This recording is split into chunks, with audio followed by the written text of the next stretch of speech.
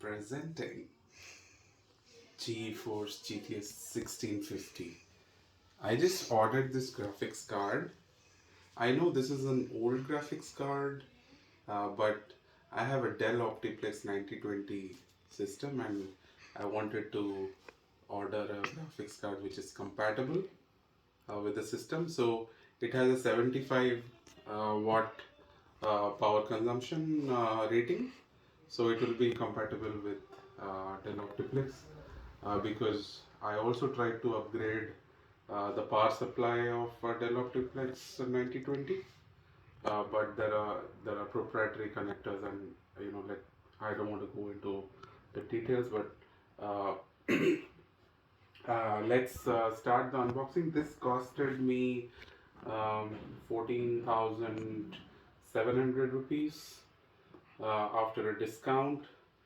Um, Talking about the specifications here, it has 896 CUDA cores. It has GDDR6 and it's the overclock version. So let's crack on.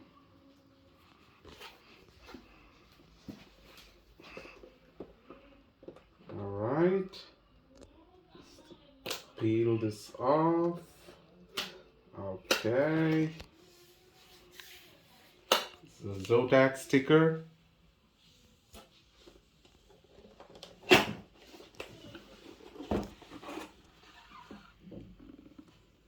Wow, the usual manual.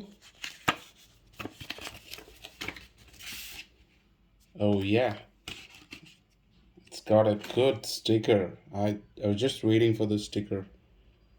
And it's got the usual stuff, right? Nothing out of the ordinary here. And this is what you guys have been waiting to see. It's a single fan unit. Oh yeah, this is the game. This is the real deal. Nice.